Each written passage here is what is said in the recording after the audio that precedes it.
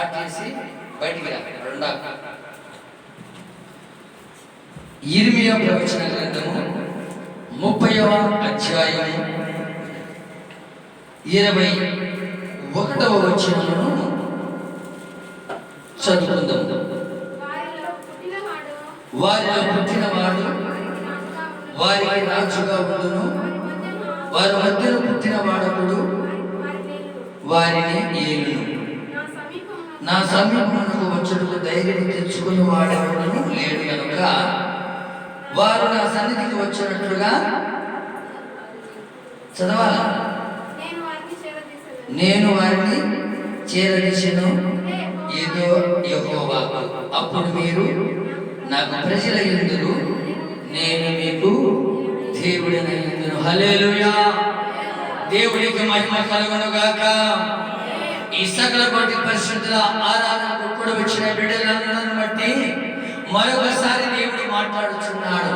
ప్రియ సహోదరుని సహోదరులారా, ఈ దినము అంశము ఏమనగా నేను మిమ్మల్ని చేరదీసేదను. హల్లెలూయా. అయితే అక్కడ యేసు ప్రభుల వారు ప్రవక్త అయిన ఇర్మియా గారితో ఈ విధమైన రీతిలో మాట్లాడుచున్నాడు. కుమారుడు కుమార్తెలారా, మీరు మిమ్మల్ని అందరినీ నా దగ్గరకు నేను చేర్చుకుంటాను. ఏ విధముగా చేర్చుకుంటాడు ప్రభు అంటున్న మాట ఇదే యెహోవాకు. ఏది? ఇదే యెహోవాకు. మీరు ఏ స్థితిలో ఉన్నా, మీరు ఏ బాధలో ఉన్నా, మీరు ఏ ఆరోగ్యం చేత క్షీణించబడుచున్నా, మిమ్మల్ని అగ్నిలో పడవేసిన మిమ్మల్ని నేను చేరదీసుకుంటాను. హల్లెలూయా. చప్పట్లు గట్టిగా. మనల్ని చేరదీసే దేవుడు, మనల్ని ఆశీర్వదించే దేవుడు, ఆయన అడుగు కాళ్ళ నడిపించే దేవుడు. నువ్వు ఎందుకు దేవునికి దూరముగా ఉంటున్నావు?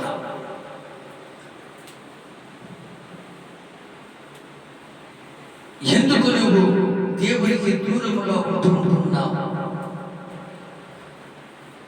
అటువంటి స్థితిలో నువ్వు ఎందుకు వెనుకబడి ఉన్నావు? నిన్ను చేరదీయాలంటే నువ్వు ఏ విధమైన రీతిలో ఉండాలంట? ఏ విధముగా ఉండాలంట? వారి గుడారము చెడిపోవచ్చున్నది. వారు దేవుని దగ్గరకు చేరి రావాలంటే నీవు దేవుని యొక్క సన్నిధిలో ప్రార్థన చేస్తుండగా దేవుడు వారిని చేరదీసే దేవుడు.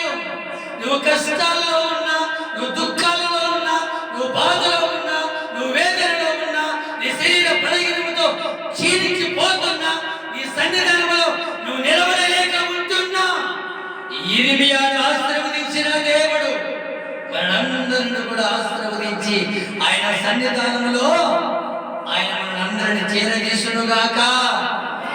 హల్లెలూయా. తలకాయలు కిందికి గంగెద్దులు వదిలేసుకొని ఉండకూడదు. మీ శిరస్సు ఎట్లుండాలి? మోర పైకెత్తుకొని యేసుని చూసేవారిగా ఉండాలి. వాక్యం బోధిస్తున్నప్పుడు తలకాయలు కిందికి వేసుకొని గంగెద్దులు వారి ఊపడం మాత్రము కాదండి. నీ కష్టం నిమిత్తమై, నీ బాధ నిమిత్తమై, నీకు సుఖశాంతులు లేక నీవు దేవుడి సన్నిధానముకు నిన్ను దేవుడు చేరదీస్తున్నాడు. నువ్వు దేవుడి నిన్ను చేరదీస్తున్నాడు కనుక నీ కష్టముల నిమిత్తమై నీవు దేవుడి సన్నిధానములో మొరపెట్టే వారిగా ఉండాలంట. ఏమని సెలవిచ్చాడు దేవుడు? నాకు మొరపెట్టుము, నేను నీకు ఉత్తరమిచ్చేదను. మనం మొరపెట్టుచుండగా, దేవుని అడుగుచుండగా భిక్షగాని వలె మనం అడుక్కోవాలి. నువ్వు ఎప్పుడైతే ఆ విధమైన రీతిలో అడుక్కుంటావో నిన్ను, నీ కుటుంబాన్ని, నీ కుమారుల కుమార్తెలను, నీ గ్రామాన్ని, దేశాన్ని దేవుడు ఏం చేస్తాడు? చేరదీసి ఆయన సన్నిధానంలో నిలబెట్టవచ్చును. చప్పట్లు గట్టిగా. హల్లెలూయా. ఇర్మియాను ఆశీర్వదించిన దేవుడు మనల్ని ఎందుకు చేరదీయలేడు అంటుంది. ఇక్కడ కష్టాల్లో ఉన్న మిమ్మల్ని నేను చేరదీస్తున్నాను. నువ్వు దుఃఖపోడు వేళ ఏ విధము చేతనైనా సరే నేను మీ మధ్యలో ఉండి మిమ్మల్ని చేరదీస్తానంటున్నాను. నువ్వు ఇన్ని రోజులు కృంగిపోయి ఉన్నావేమో, నువ్వు ఏ స్థితిలో పడిపోయి ఉన్నావేమో, ఎన్నో సంవత్సరాలు వ్యర్థం చేసి ఉన్నావేమో, ఈ సమయంలో నిన్ను దేవుడు చేరదీసుకోబోతున్నాడు. దేవుని సన్నిధానం గురించి చేరదీసి నేను ఆశీర్వదించబోతున్నాడు దేవుడు.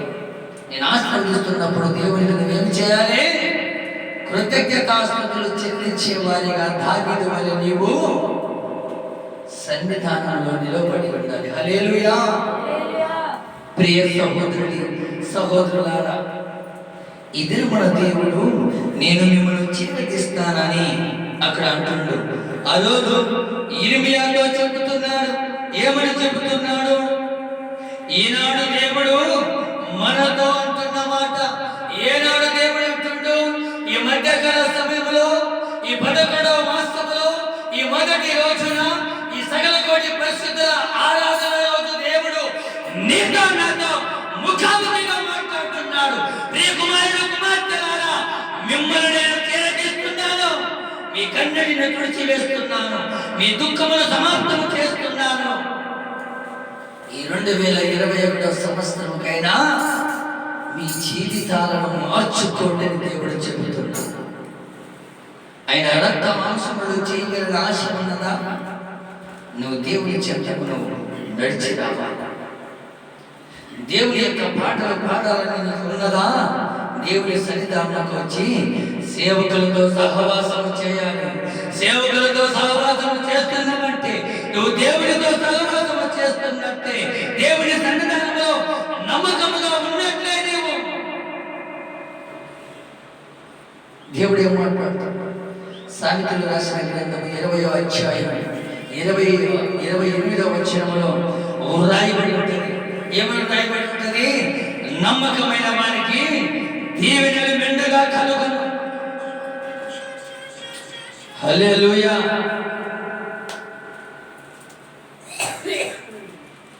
ఏమంటాడు దేవుడు? చదవాలి అక్కడ ఏముందో. సామెతలు 20వ అధ్యాయము 28వ వచనం.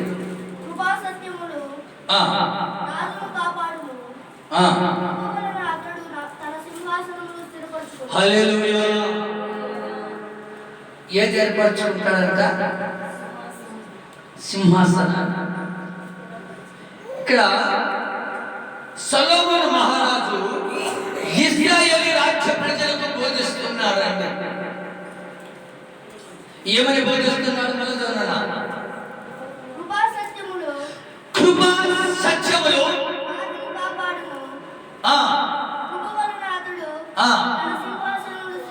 కృప వలన తన సింహాసనాన్ని సమకూర్చుకొని స్థిరపరచుకుంటాడు. హల్లెలూయా. ఆ ఇశ్రాయేలు రాజ్య ప్రజలందరి ఎదుట యెరూషలేములో ఈ సొలొమోను మహారాజు మందిరము కట్టించాడు. అక్కడ సింహాసనం ఎవరిది? నిద్రపోడా కదా నా కాడ ఆరాధన చేస్తాను ఎట్లా అంటారా? దేవుని సన్నిధానానికి వచ్చినవా, నిద్రపోవడానికి వచ్చినవా? నీకు నిద్ర వచ్చింది దగ్గర పండుకొని నిద్రపో. ఆనందముగా సంతోషముగా వచ్చినప్పుడు మందిరం అనుకో. దేవుడిని ఆనందముతో స్తుతించేవారిగా, గణపరిచేవారిగా మనం జీవించాలి. నీకు సింహాసనం కావాలంటే నువ్వు దేవుడిని చేరుకోవాలి. నువ్వు దేవుడిని చేరుకోవాలంటే నువ్వేమై ఉండాలా? నువ్వు కృపను పొందుకున్న వారివై ఉండాలా. నువ్వు ఎప్పుడైతే కృపను పొందుకొని ఉంటావో దేవుడు ఏం చేస్తాడు? సింహాసనాన్ని నీకు ఇచ్చాడు. ఈసారి నిద్రపోయిన అనుకో, ఏసై చేతులు ఏముంటది? చాటాడు పడతారు యేసునామములో. హల్లెలూయా. దేవుడు అంటాడు ద్వితీయోపదేశకాండం 28వ అధ్యాయం 28వ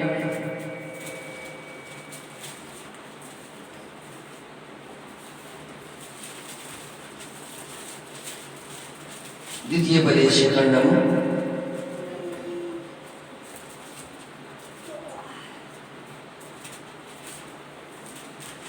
28వ అధ్యాయము 8వ వచనం చూడండి.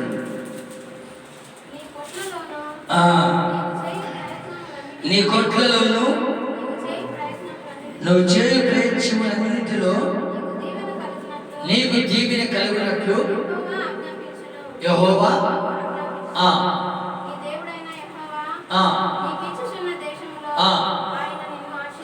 ఆయన నిన్ను ఆశీర్వదించును. హల్లెలూయా.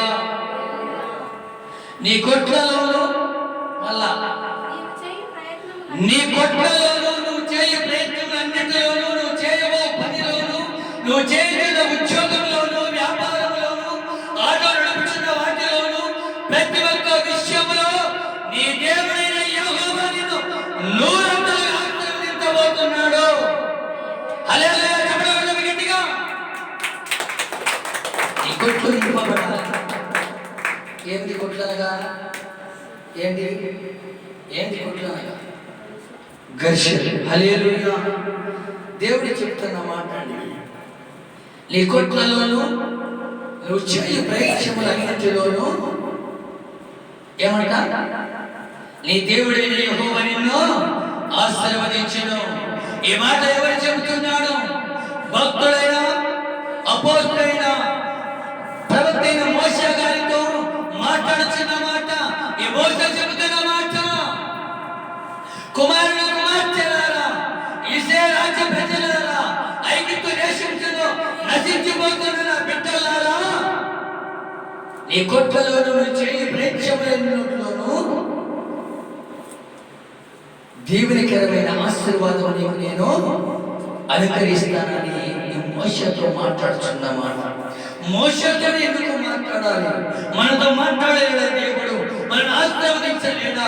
మనం చేస్తున్న పనులన్నిటిలో దేవుడు మోషేకి ఇచ్చిన ఆశీర్వాదము మనకందరికి ఇచ్చునుగాక. హల్లెలూయా. అయితే దేవుడు ఒక మాట చెప్తాడు, నిన్ను నేను భూమి మీద నరునిగా స్త్రీగా పుట్టించాను. నీ కుటుంబం ఆపదలో ఉంటున్నది, నీ కుమారుడు కుమార్తెలు ఆపదలో ఉంటున్నారు, నీ గ్రామంలో ఆత్మీయ తల్లిదండ్రులు ఆపదలో ఉంటున్నారు. నువ్వేమి చేయాలి? నీ కన్న తల్లిదండ్రులను, అన్నదమ్ములను, బంధువర్గమును, గ్రామమును ప్రతి ఒక్కరిని మనం ఏం చేయాలని? ఆదుకునే వారిగా మనం జీవించాలి. నువ్వు ఎప్పుడైతే ఆ విధమైన రీతిలో నువ్వు ఆదుకుంటావో దేవుడు ఏం చేస్తాడండి? మనల్ని దేవుని సన్నిధానముకు చేర్చుకుంటాడు. హల్లెలూయా. ఆయన చెంత చేర్చుకుంటాడు, ఆయన ప్రక్కన చేర్చుకుంటాడు, ఆయన ప్రక్కన ఉంటున్న సియోను పురములో చేర్చుకుంటాడు. సియోను కుమార్తెలారా, కుమారులారా, నా యందు మీరు భయభక్తులు కలిగి ఉండుడి. జీవము గల దేవుని మీరు ఆరాధించినట్లయితే నేను మిమ్మల్ని చేరదీస్తానంటున్నాడు. చప్పట్లు కొడదామా గట్టిగా? ఆ విధమైన దేవుడు చేరదీయునుగాక, మనకు ఆశీర్వాదం అనుగ్రహించబడునుగాక. మోషేకి ఇచ్చిన ఆశీర్వాదం యిర్మీయాను చేరదీసిన దేవుడు మనందరూ కూడా చేరదీసి మన సమస్యలన్నిటిని దేవుడు విడుదల అనుగ్రహించునుగాక. హల్లెలూయా. దేవుడు ఇక్కడ మాట్లాడుచున్న మాట అంటే మత్తయి సువార్త 4వ అధ్యాయంలో రాయబడింది. అంటే ఏ విధముగా ఉండాలి, ఎవరెవరు ఏ విధమైన రీతిలో మరి వెళ్ళిపోతున్నారు. మత్తయి సువార్త అంటే దేవుడు అంటాడు, ఒక ప్రకాశవంతమైన వెలుగు ఆయనలో ఉన్నది కనుక. ఎవరిలో ఉన్నది? ఒక ప్రకాశవంతమైన వెలుగు యేసయ్యలో ఉన్నది కనుక ఆయన మనలో చేరదీసే దేవుడు. చేరదీస్తాడా? మన మనల్ని చేరదీసి మనం ఆయన పాదాల చెంత ఉంటున్నప్పుడు మనలను ఆయన సింహాసనాన్ని ఎక్కించే దేవుడు. నీకు సింహాసనము కావాలని ఆశపడి ఉన్నావేమో, ఒక ప్రకాశవంతమైన వెలుగుతో వెలిగించబడుతున్న దేవుని నీవు బ్రతిమలాడుతున్నా నిన్ను చేరదీసే దేవుడు, నన్ను చేరదీసిన దేవుడు నిన్ను ఎందుకు చేరదీయలేడు? హల్లెలూయా. అయితే దేవుడు ఎవరెవరిని చేరదీస్తాడు, ఎవరెవరిని ఆయన హక్కున చేర్చుకుంటాడు? అయితే ఉదాహరణకు చెప్తానండి. నేను సువార్త ప్రకటిస్తూ ఉన్నా, సువార్త ప్రకటిస్తూ ఉండగా దేవుడు సేవకుల ద్వారా నన్ను సేవకుడిని చేసాడా లేదా? చేసిన వెంటనే ఒక ఆత్మీయ తండ్రి ద్వారా ఆయన ప్రార్థన చేయగా ఆయనకు ఒక కుమార్తె అనుగ్రహించబడాను. హల్లెలూయా. చెప్పడం గట్టిగా. ఆత్మీయ తండ్రి యాకోబు గారు ప్రార్థన చేస్తుండగా 8 మంది ప్రార్థన చేస్తున్నాడు. ఒక మంచి దైవజనుడు కావాలి, ఈ సంఘాన్ని నిలబెట్టాలి, ఈ క్రీస్తు స్వస్థత శాలలో పునాది రాయిగా నిలబడాలి. ప్రార్థన చేస్తున్నప్పుడు అనుకునే రీతిలో, అద్భుతమైన రీతిలో ఎక్కడో హోసన్న మందిరంలో పడిపోయిన నన్ను దేవుడు ఆ ప్రాంతంలో సేవకుడిగా చేసిన నన్ను దేవుడికి అయ్యగారికి దేవుడు ఏర్పాటు చేశాడు. అయితే ఆ తండ్రి గారు దేవుడు ప్రార్థన చేశాడు, తండ్రి నన్ను నీవు చేరదీసి ఉన్నావు, నీ సన్నిధానంలో తండ్రిగా నిలబెట్టి ఉన్నావు, నీ తండ్రికి ఒక కుమారుడు అనుగ్రహించబడాలి, ఆ కుమారుడి ద్వారా కార్యములు జరిగించబడాలి, ఈ సంఘము ఎత్తబడాలి, ఈ సంఘము కట్టించబడాలి, ఈ సంఘములో స్థిరమైన రాళ్ళగా నిలబడాలి, ఇనప స్తంభం వలె నిలబడే అధికారం పొందిన వ్యక్తులుగా ఉండాలని ప్రార్థన చేయగా తండ్రి గారు ప్రార్థన చేయగా దేవుడు సహాయం చేయలేదా? ఒక కుమారుడి తండ్రికి చేరదీసి ఆయనకు అప్పచెప్పాడు. హల్లెలూయా. నీవు ఆ విధమైన రీతిలో ఉండాలంటే ఏమి చేయాలి? ఒకటే మాట చెప్పుకొని వాక్యం నిర్వహించుకుంటాం. మత్తయి సువార్త 4వ అధ్యాయం 7వ వచనం చదువుకుందాం. అందుకు యేసు ప్రభు అయిన నీ దేవుని నీవు శోధింపవలదని మరి ఒక చోట వ్రాయబడి ఉన్నదని వారితో చెప్పాను. పిమ్మట అపవాది మిగుల ఎత్తైన యొక్క కొండ మీదకి ఆయనను తోడుకొని పోయి ఈ లోక రాజ్యములన్నిటినీ వాటి మహిమను ఆయనకు చూపి నువ్వు సాగిలపడి నాకు నమస్కారం చేసినగా ఇవన్నీ నీకెచ్చరని ఆయనతో చెప్పగా యేసు వారితో సాతానా పొమ్ము, నీ దేవుడైన ప్రభువు నమస్కరించి ఆయన మాత్రము సేవింపవలెను. హల్లెలూయా. దేవునికి మహిమ కలుగును గాక. ఇక్కడ ఎవరితో మాట్లాడుతున్నారు చెప్పాలి? ఎవరికి వర్తమానం చెప్తున్నారు? సీఎల్కు ఆదివారం భోజనానికి కదా, ఎవరికి చెప్తున్నారు అక్కడ వర్తమానం? సాతాను గారు దేవునికి ప్రశ్న వేసి దేవునికి బోధ చెబుతుండు. తెలుసా ఏమని చెప్తుండు? ఇవన్నీ ఈ రాజ్యముల ముందర ఇవన్నీ రాజ్యాధికారాలు ప్రతి ఒక్కటి నీకు నేను ఇస్తాను, నువ్వు నా మాట వింటావా? వింటావా? నా మాట వింటావా? నా మాట వింటావా? నీవు నా మాట వింటావా? హల్లెలూయా. నువ్వు నా మాట వినయమైన దేవుడు నిన్ను చేరదీస్తాడు. నా మాట విని ఎడల నువ్వు వ్యతిరేకించిన ఎడల సాతాను గాడు నిన్ను తుంచి వేస్తాడు. హల్లెలూయా. ఇక్కడ రాయబడింది ఏమైంది? నువ్వు శోధింపవలదని మరి ఒక చోట రాయబడింది వారితో చెప్పగా అపవాది మిగుల ఎత్తైన మిగులు ఎత్తైన ఒక కొండ మీదకి యేసు ప్రభువు తీసుకొని వెళ్ళి అక్కడ చెప్తుండు, ఇవన్నీ నీకు ఇస్తానయ్యా, నా మాట వింటావా? ఇవన్నీ నా మాట వింటావా? వింటావు? ఎందుకు?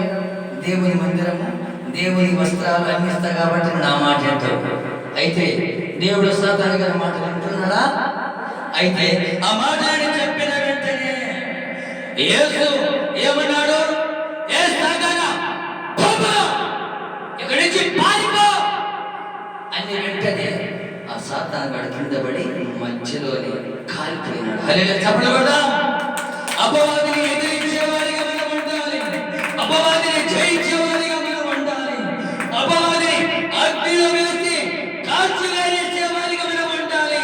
మన మీదకి బాణములు వస్తున్నప్పుడు బాణములకు భయపడకుండా ఎదురుగా పోయి వాటిని ఎదుర్కొనే అధికారం కలిగిన వ్యక్తులుగా మనం ఉండాలి. నీ గుడారం కుంగిపోయినలా, నీ గుడారంలో సమస్యలు ఎదురైన ప్రియ సహోదరుడు సహోదరులారా, ఈ మధ్యకాల సమయంలో మీకు చెప్తున్నమాట, అక్కడ వెళ్ళిపోమన్నమాట. మళ్ళీ అక్కడేమో రాయబడింది, నీ దేవుడైన ప్రభును నమస్కరించి ఆయన మాత్రమే సేవింపగలరు. ఎవరు? సాతానుగాడు వారి నోటి నుంచి మరలా మాటలు బయలుపరుస్తున్నాయి. హల్లెలూయా. అగ్నిలో కాలిపోయింది, వారి శరీరము కృషించిపోయింది. అక్కడ లేకుండా సాతానుగాడు గొప్పవాడా, దేవుడు గొప్పవాడు? ఎవరు గొప్పవాడు? మొదటిగా దేవుడు గొప్పవాడా? దేవుడు గొప్పవాడైనప్పుడు సాతానుగాడు దేవుడికి ప్రశ్న ఎందుకు వేయాలి? సాతానుగాడు క్రియేట్ చేస్తున్నాయి కనుక ఆ సాతానుగాడు వచ్చి యేసు ప్రభువుని విమర్శించదు. హల్లెలూయా. విమర్శించిన వెంటనే ఈయనలో ఉన్న ప్రార్థన భక్తిని బట్టి పరిశుద్ధాత్మ అభిషేకం పొందుకున్న వ్యక్తిని కనుక ఆయనను ఏ సాతానుగాడు ఏమీ చేయలేదు. అయితే మొదటి మాటగా దారి తప్పిన వారిని ఏం చేస్తాడంట? చేస్తాడు. చప్పట్లు గట్టిగా. నువ్వు దారి తప్పిపోతున్నావేమో, దేవుని మార్గంలో లేకుండా ఉంటున్నావేమో, దేవుని అడుగుతాడులో అడుగులు వేస్తూ నువ్వు నడవలేక ఉంటున్నావేమో, నువ్వు వేరే ఆలోచనకు ఏమైనా తోడై ఉంటున్నావేమో, అటువంటి వారిని దేవుడు ఏం చేస్తాడు? దారి తప్పిపోయిన వారిని చేరదీసే దేవుడు మన దేవుడు. హల్లెలూయా. మారు మనసు పొందిన వారిని చేర్చుకుంటాడు. మారు మనసు పొంది సన్నిధిలో లేని వారిని కూడా చేర్చుకుంటాడు. మారు మనసు పొందుతున్నావు, సన్నిధానం లేకుండా ఒకరిని దూరం ఉన్నాయి కదా, దేవుడు వచ్చి నీతో మాట్లాడి నిన్ను చేర్చుకుంటాడు. హల్లెలూయా. ఆ విధమైన రీతిలో మనము మరి ఆయన అడుగుచాల్లో ఉండాలి. 100 మంది ఉండాలండి. 100 మంది విశ్వాసులు దేవుని సన్నిధానంలో వస్తున్నారు. 99 మంది దేవుని మార్గంలో నాతో దేవునితో నడుస్తూ ఉన్నారు. అయితే దేవునితో 99 మంది నడుస్తున్నప్పుడు ఒక కుమారుడు కానీ ఒక కుమార్తె కానీ ఆ 100 మందిలో నుంచి బయటికి వెళ్ళిపోయినప్పుడు ఈ 99 మంది గురించి నేను ఆలోచన చేయాలనా? తప్పిపోయిన ఈ కుమారుని గురించి నేను ఆలోచన చేయాలనా? తప్పిపోయిన కుమారుని గురించి నేను ఆలోచన చేయాలి. నేను ఆలోచించాలి. నా విజ్ఞాపన దేవుడికి నేను సమర్పించాలి. ఈ 99 మంది కుమారుల కుమార్తెలు దేవుడి సన్నిధానముకు మరి నిత్యము ఆయన సన్నిధానముకు వస్తూ భయభక్తులు కలిగి ప్రార్థన చేసుకుంటున్నారు. ఆ కుమారుడు ఈ 100 మందిలో నుంచి ఒక్కడు తప్పిపోయాడు కనుక ఆ కుమారుని కాపాడేవారిగా నేను ఉండాలి. ఆయన దేవుని చెంతను చేరదీసేవారిగా నేను ఎప్పుడైతే ఆ కుమారుని నేను చేరదీసే సన్నిధానం నిలబెడతాడాను అప్పుడు ఏమవుతుంది? ఆయన చేరదీసిన దేవుడు నాకు మరొక ఆశీర్వాదం నాకు అనుగ్రహిస్తాడు. హల్లెలూయా. నశించిపోతున్న ఆత్మల నిమిత్తమై నువ్వు వెతికి రక్షించే వారిగా ఉండాలని దేవుడు మాట్లాడుతాడు. హల్లెలూయా. అయితే ఇక్కడ ఉదాహరణకు చూస్తే ఇక్కడ రాయబడిందండి, ఫిలిష్తీయులు కలిసిపోయిన వ్యక్తి ఎవరు?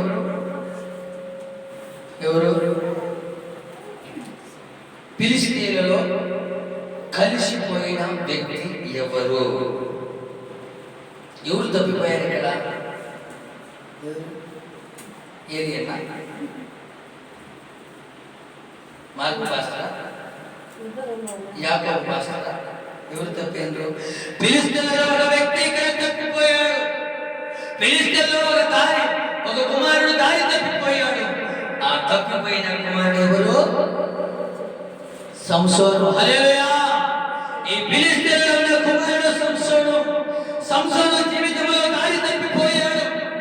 ఈ సంసోను బలాఢ్యుడు, అధిక బల సంపన్నుడు. అయితే ఆ ఫిలిష్తీయులలో దారి తప్పిపోయిన వ్యక్తి ఈ సంసోను. అయితే ఈ సంసోను ఒక రాణి ద్వారా ఈ సంసోను తప్పిపోయాడు. రైలు వచ్చిన ఎదురుగా పోయి రొమ్ములు తొక్కుతూనే ఏమవుతుంది? ఇతను కింద పడి చనిపోయాడు కాదు, ఆ రైలు ఎనికిపోయేంత బలము కలిగిన బలాఢ్యుడు సంసోను. హల్లెలూయా!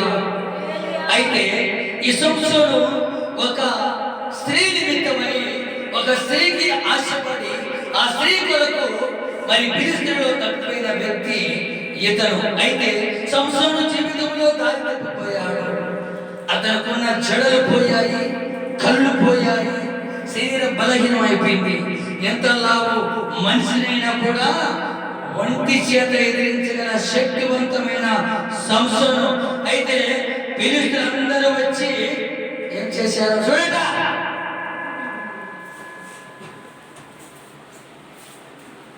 ఈ ఫిలిష్తీయులలో దారి తప్పిపోయిన వ్యక్తి సంసోను. ఈ సంసోను తప్పిపోయినప్పుడు ఈ సంసోను కొట్టాలని అందరూ వ్యక్తులు ఎదురు చూస్తున్నారు. అయితే ఎదురు చూస్తూ ఉన్నప్పుడు ఈయనకు ఫిలిష్తీయులకు ఏమైంది? సమయం రానే వచ్చేసింది. ఎందుకు వచ్చేసింది? ఈ కుమారుడు తప్పు చేశాడు కనుక తప్పు చేసిన ప్రతిఫలముగా కళ్ళు పోయాయి, ఆయనకున్న కుళ్ళు మొత్తం అన్ని పోయాయి. కాబట్టి ఫిలిష్తీయులు అందరూ వచ్చు, ఆడ మగ చిన్న పెద్ద అందరూ కూడా కలిసి అటుపోతూ కొడుతున్నారు, ఇటుపోతూ కొడుతున్నారు. చివరికి దిక్కు తెలియని స్థితిలో పడిపోయాడు. దిక్కు తెలియని పరిస్థితిలో పడిపోయినప్పుడు ఈ సంసోను ప్రేమించిన కుమార్తె కూడా ఆమెను కూడా వారందరూ కూడా కొడుచున్నప్పుడు ఆ కుమార్తె సంసోను దగ్గరికి వచ్చేసింది. హల్లెలూయా! సంసోను దగ్గరికి వచ్చినప్పుడు, అయ్యా నా తప్పును మన్నించమయ్యా, నా మనవి ఆలకించము, నా విజ్ఞాపన ఆలకించము, చేయని తప్పు నీ చేత నేను చేయించినాను కనుక నీవు నన్ను ఏమి శిక్ష వేస్తావో విజయము అని ఆ కుమార్తె సంసోను అడిగిన వెంటనే ఈ సంసోను ఏం చేశాడు? అమ్మా, నువ్వు చేసిన సహాయము నాకు చాలా, నా దగ్గర నుంచి నీవు వెళ్ళిపోయి చెప్పిన వెంటనే ఈ సంసోను అక్కడ మోకరించాడు. అక్కడ మోకరించి నిత్యము నిలబడగలిగి ప్రార్థన చేస్తున్నాడు. కన్యకి ప్రార్థన చేసుకుంటున్నాడు. సంసోను అంటున్న మాట, తండ్రి నేను చేసిన నా తప్పును మన్నించుము, నా మనవిని ఆలకించుము నాయనా. తండ్రి నేను చేసిన పాపపు జీవితమును వ్యభిచారమును కొట్టివేసి నాకు మరలా బలమును అనుగ్రహించుము అని ప్రార్థన చేసిన వెంటనే ఈ సంసోను ప్రార్థన ఆలకించిన దేవుడు, ఈ సంసోను విజ్ఞాపన ఆలకించిన దేవుడు, ఈ సంసోను ప్రార్థన ఆలకించిన దేవుడు యేసు నామములో ఆ సంసోను మరలా దేవుడు చేరదీశాడు. గట్టిగా ఈ సంసోను చేరదీసిన దేవుడు వాళ్ళందరినీ కూడా చేరదీసి ఆయన కృపలో బలపరిచి ఆశీర్వదించును గాక. మీరు జీవితాలలో ఇంతవరకు వెనుకబడి ఉన్నారు. నా జీవితంలో వెనుకబడి ఉన్నా, నా జీవితమును, నా శరీరమును, నా ప్రాణమును దేవునికి సమర్పించుకున్నాను కనుక ఈ దినమున ఈ విధమైన రీతిలో తన దాసునిగా నియమించుకొని సంగమున కుమారులకు మాత్రం నా చేతులకు అప్పచెప్పి ఈ విధమైన రీతిని ఆరాధనను జరిగించడానికి కృప చూపుతున్నాడు. ఈ సంసోను మరలా ప్రార్థించిన వెంటనే ప్రార్థన ఆలకించిన దేవుడు, ఈ సంసోను ప్రార్థన ఆలకించిన దేవుడు, ఈ సంసోను మోకాల అనుభవం కలిగిన ప్రార్థన ఆలకించిన దేవుడు, విజ్ఞాపన ఆలకించిన దేవుడు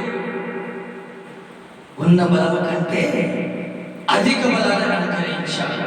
నీ శరీరము కుళ్ళి కృషించి అనారోగ్యముతో బాధపడుచున్న ఎడలా, నీ తప్పులని దేవుడి యొక్క దగ్గర ఒప్పుకున్న ఎడలా నీకు మరలా అధిక బలాన్ని దేవుడు అనుగ్రహించును గాక.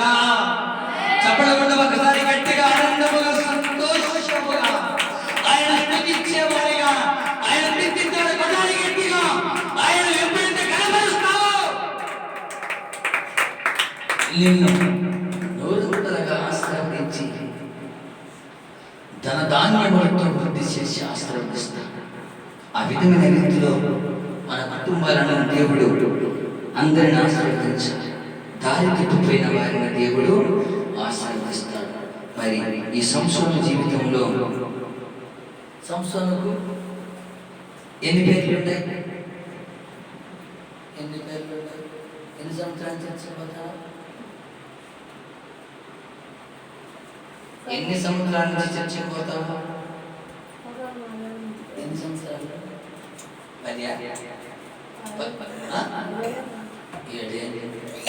7 నేత్రముల గల దేవుడు 7 సంవత్సరాలు నడిపించిన దేవుడు ఈ సంసోను పేర్లను చెప్పలేదు. హల్లెలూయా. సంసోనుకు 5 పేర్లు ఉంటాయండి. ఎన్ని? 5 పేర్లు. మొదటిది సంసోను, రెండవది యెదిద్యా, మూడవది నెముయేలు. ఏమి ఏలు? నెముయేలు. నాలుగవది యెహోవాకు ప్రియుడు. 5వ మాట హోమా ప్రియుడు. హల్లెలూయా. సంసోను జీవితంలో 4 పేర్లుగా 4 విధాలుగా ఉన్న పేర్లను 5 రకాలుగా మార్చి అధిక బల సంపన్నుడుగా అధిక బలాన్ని అనుగ్రహించిన దేవుడు సంసోనుకి ఇచ్చిన జీవితమును మనకందరూ కూడా ఇచ్చి మనను ఆశీర్వదించునుగాక. మొదటిది దారి తప్పిపోయిన వారిని ఆయన చేరదీస్తాడు. హల్లెలూయా. మొదటిది ఏమిటి అంశము? నేను నిన్ను చేరదీస్తానన్న మాటకు ఎవరెవరిని చేరదీస్తాడు? మొదటి మాటగా మొదటి అనుభవముగా దారి తప్పిపోయిన వారిని చేరదీస్తాడు. హల్లెలూయా. రెండవ మాటగా ఎవరిని చేరదీస్తాడో చూద్దాం. ఆదికాండము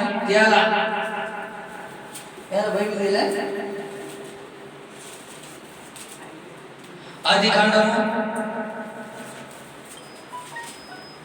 3వ అధ్యాయము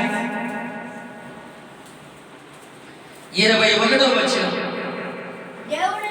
దేవుడైన యెహోవా ఆదామునకును అతని భార్యకును చర్మపు చొక్కాలను చేయించి వారికి తొడిగించెను. అప్పుడు దేవుడైన యెహోవా ఇదిగో మంచి చెడ్డలను ఎరుగునట్లు ఆదాము మనలో ఒకనబట్టి వాడాయను. కాబట్టి అతడు ఒకవేళ తన చేయి చాచి జీవవృక్ష ఫలమును కూడా తీసుకొని తిని నిరంతరము జీవించడము అనుకొని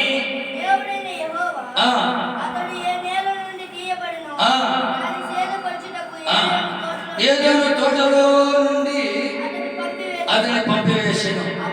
అప్పుడు ఆయన ఆదామును వెళ్ళగొట్టి ఏదోను తోటను తిరుగుతున్న చెరువును జీవవృక్షములకు పాప మార్గమును కాచుటకు ఇటు అటు తిరుగుతున్న కట్న ద్వారాల నిలవబెట్టిన. హల్లెలూయా. రెండవ మాటగా చెప్పింది ఇక్కడ చెప్పాలి. ఏమిటి? రెండవ మాటగా చికెన్ తినాలని దాని పోయి చికెన్ తినేసిన ఆయన అని ఉండే. మొదటి మాటగా దారి తప్పిపోయిన వారిని నేను చేరదీస్తాను. ఈ రెండవ మాటగా దేవుడు పాపములో ఉన్న వారిని నేను చేరదీస్తానని. ఇక్కడ రాయబడలేదా? ఏమని?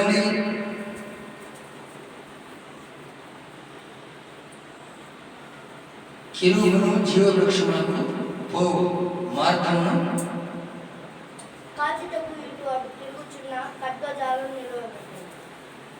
పైన పాపము. కెరూబును జీవవృక్షమును పోవు మార్గము. అయితే దేవుడు అక్కడ అంటున్న మాట అండి, ఏమని అంటుండు? అప్పుడు ఆయన ఆదామును వెళ్ళగొట్టి ఏదైనా తోటకు తూర్పు దిక్కున పోచున్న మాట. ఆదాము తోట నుండి వెళ్ళగొట్టారు. ఈ ఆదామును చేయవద్దన్న ఫలవృక్షమును తిని వీరేమి చేశారు? పాపము చేశారు. పాపము చేసినారు కాబట్టి ఈ యవ్వ ఆదాము దేవునికి భయపడి చెట్ల చాటు దాగుకొని ఉన్నారు. అయితే యేసు ప్రభు వచ్చి ఆదామా ఆదామా అవ్వ, నేను చెప్పిన పని ఏమిటి? మీరు చేసిన పని ఏమిటి? అయితే పాపి అనగా ఏమిటి? పాపి అనగా యేసయ్య మనలను చేర్చుకునే దేవుడు. మనము పాపము చేసిన మన పాపములను క్షమించి ఆయన చెంత చేర్చుకునే దేవుడు. దేవుడు అంటున్న మాట అంటే ఇది, మిమ్మల్ని దిగంబరిగా ఉండమన్నాడు. దేవుడు చెప్పాలి. దేవుడు అంటాడు, మేము దిగంబరిగా ఉంటున్నాము అని అవ్వాదంటే, మీరు దిగంబరులని ఎవరన్నారు? నేను అన్నానా అని దేవుడు వారికి చెప్తున్న దిగంబరులని మిమ్మల్ని ఎవరన్నారయ్యా అని దేవుడు ఏం చేశాడు?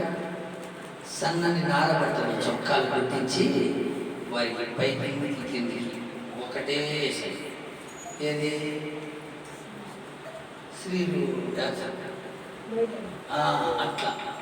అయితే ఆ వస్త్రములలో దేవుడు పవిత్రత చూపించాడు కనుక అవ్వ ఆదాము చేసిన పాపమును బట్టి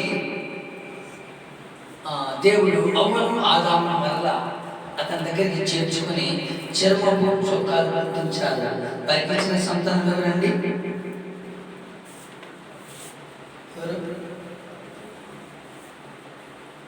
ఎవరు? అవ్వకు ఆదాము సంతానం అయిపోయింది లేక ఎవరు చెప్పు? ఎవరమ్మా? హల్లెలూయా. కయ్యను ఏమి హల్లెలూయా.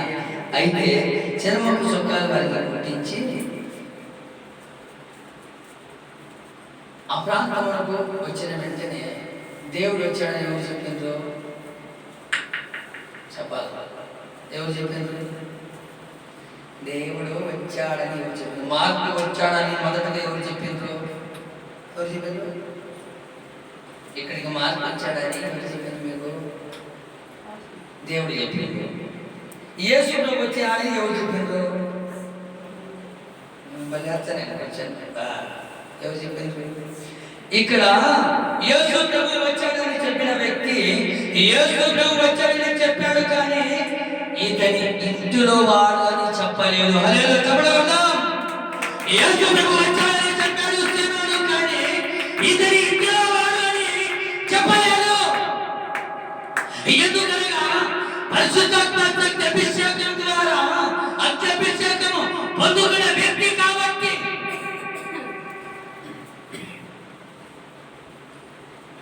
యేసయ్య అంటున్న మాట,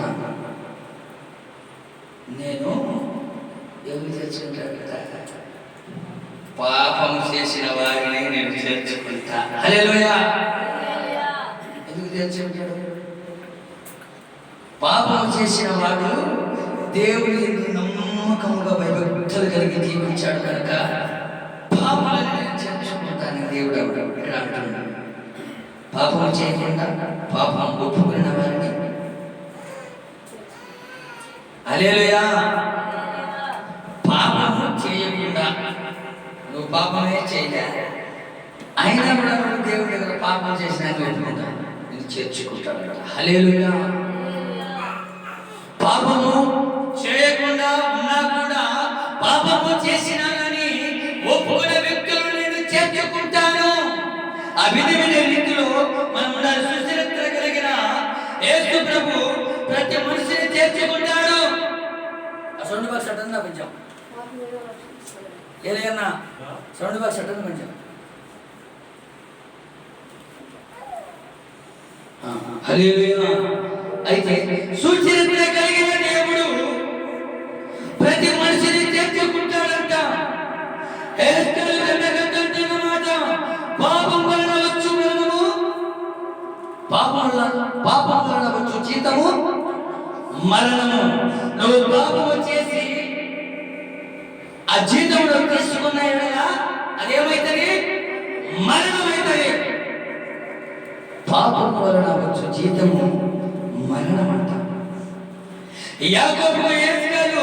యాకోబుకు పత్రిక రాస్తుంటాడు, దురాశ దుఃఖానికి చేటు.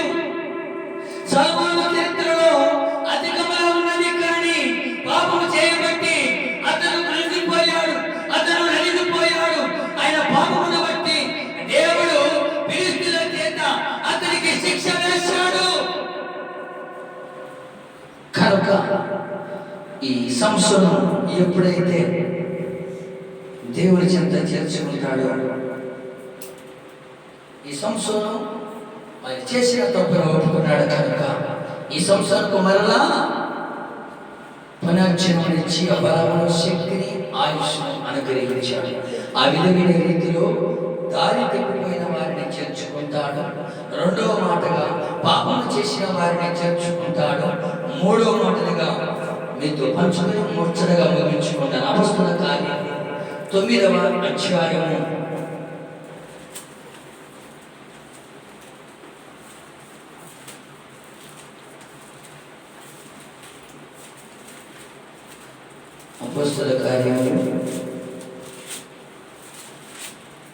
9వ అధ్యాయం 1వ వచనం.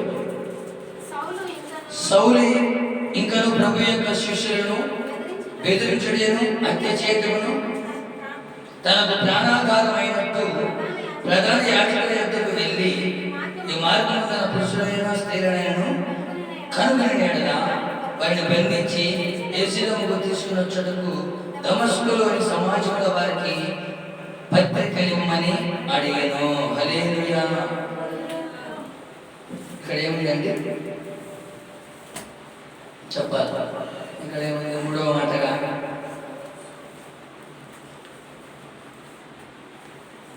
దేవుడు ఇక్కడ 3వ మాట ఏంటి? మొదటికి దారి తప్పిపోయిన వారిని, రెండవది పాపంలో ఉన్న వారిని, మూడవదిగా హింసించే వారిని దగ్గరకు చేర్చుకుంటాడంట.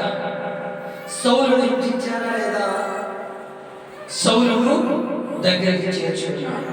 సౌలును దగ్గరికి చేర్చుకొని ఈ సౌలును అభిషేకించి ఈ సౌలు ద్వారా ఈ సౌలు కొన్ని పత్రికలు రాశాడు. ఏం పత్రికలు రాశాడు? ఈ సౌలు దేవుని యొక్క పత్రికలు రాశాడు.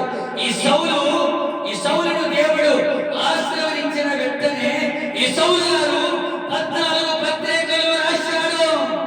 14 పత్రికలు సౌలు రాసినట్టుగా మనము కూడా దేవుడి యొక్క వాక్యమును 14 భాషలను అందరము బోధించుదుము గాక. హల్లెలూయా. అయితే ఈ సౌలుకు 14 పత్రికలు రాయడానికి దేవుడు కృప చూపాడు.